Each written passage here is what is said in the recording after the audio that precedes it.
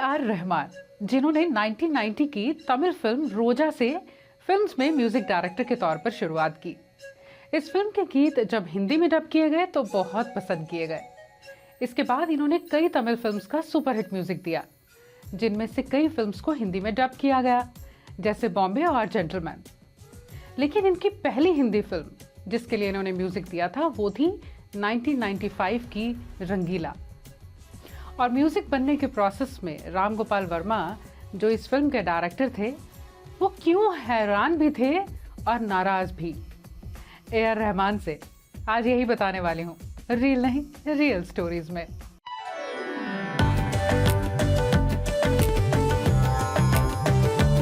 Film रंगीला, जिसमें आमिर खान मुन्ना के role में, जैकी श्रॉफ कमल के और उर्मिला मातोंडकर मिली के रोल में। रामू कहते हैं, मैंने जब रोजा देखी मणिरत्नम साहब की, तो जिस तरह से उन्होंने गाने पिक्चराइज किए थे, सोचा था मैं भी ऐसा ही करूंगा एक दिन। और रोजा में जो म्यूजिक रहमान ने दिया था, मैं भी सबकी तरह कायल हो गया था उनका। लेकिन उस वक्त अन्नू मलिक का नाम बहुत बड़ा था बाजीगर के साथ, और प्रोड्यूसर्स चाहते थे कि अन्नू मलिक को लिया जाए।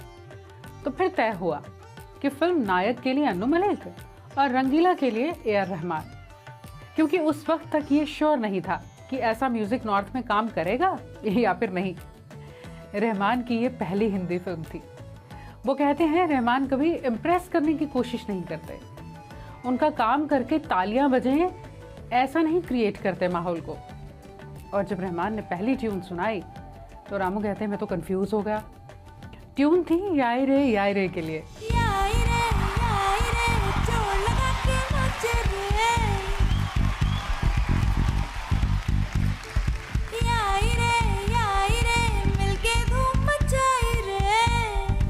मुझे लगा रहमान को सुनकर जैसे किसी अफ्रीकन जंगल में कोई दूर गा रहा है। आवाज़ भी हाई पिच है रहमान की, उन्होंने खुद ही गाकर भेजा था। वो कहते हैं, मुझे समझ नहीं आया कि मैं क्या कहूँ। तब मैं और मणिरत्नम बहुत मिला करते थे। मैंने उनसे बात की, उन्होंने इसे 2-3 बार सुना और कहा कि तुम इस धुन को ले लो, और अगर कुछ नहीं हुआ तो कम से कम इतना तो ज़रूर है कि पहले ऐसा म्यूज़िक नहीं सुना है। और ये सच साबित हुआ। फिर आई बारी गीत हाय रामा की।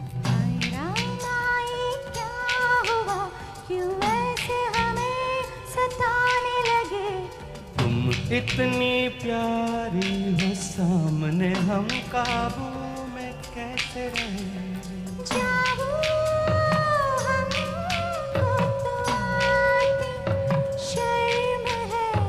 तेरी ऐसी अदा पे तो फिदा हम है। रामू कहते हैं, मैं और रहमान दोनों गोवा गए, 2 कॉटेजेस में ठहरे। कुछ नहीं हो रहा, 1 दिन निकल गया, 2 दिन निकल गए, 3 दिन निकल गए, और रहमान को 4-5 दिनों के बाद कहीं और जाना था। वो कहते थे, मुझे भी जल्दी थी। मैंने कहा कि मुझे शूटिंग करनी है, अभी तो कोई गीत नहीं बना, कुछ तो दो।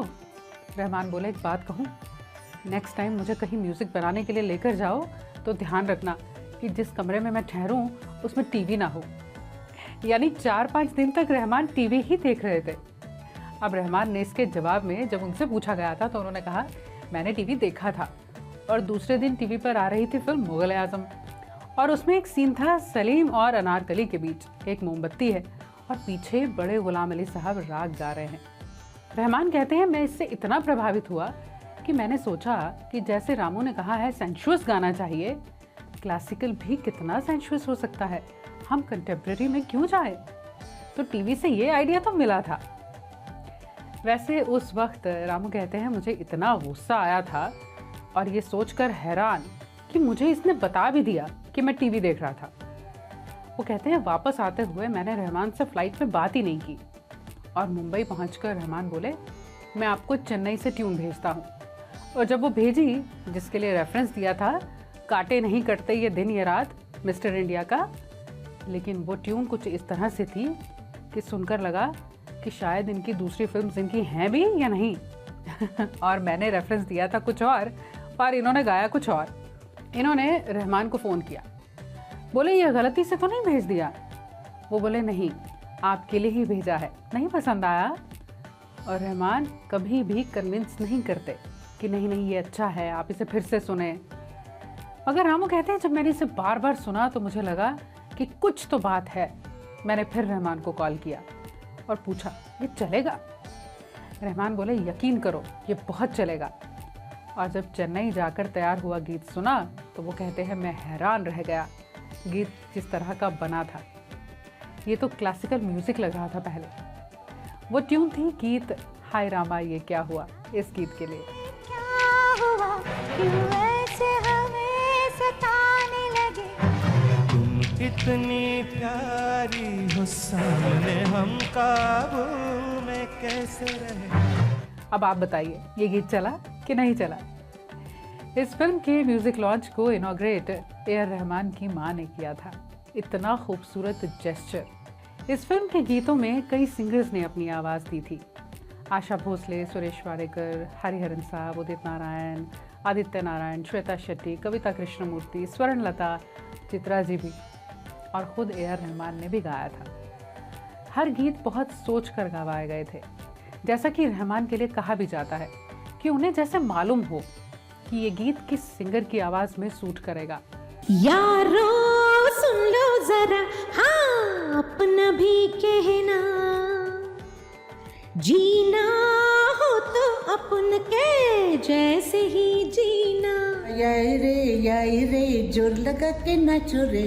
है रामा ये क्या हुआ, क्यों ऐसे हमें सताने लगे, तुम इतनी प्यारी हो सामने हम काबू में कैसे रहे। क्या करे क्या ना करे ये कैसी मुश्किल है, कोई तो बता दे इसका हल ओ मेरे भाई, कि एक तरफ तो उससे प्यार करें हम और उसको ही ये कहने से डरे हम।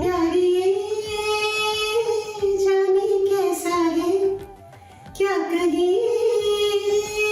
ये कुछ ऐसा है, कभी दर्द देता है, कभी चैन ये देता है, कभी गम देता है, कभी खुशी देता है। आई आइयो इला वो मांगता है क्या, वो बोलो हाँ बोलो। इन्होंने फिल्म इंडस्ट्री में म्यूजिक को एक नई दिशा दी, नया मोड़ दिया। जिन सिंगर्स ने भी इनका कंपोज किया हुआ गीत गाया है वो यही कहते हैं कि Rahman is open to experiments. मैं दंग रह गई कि ऐसे कैसे हो सकता है।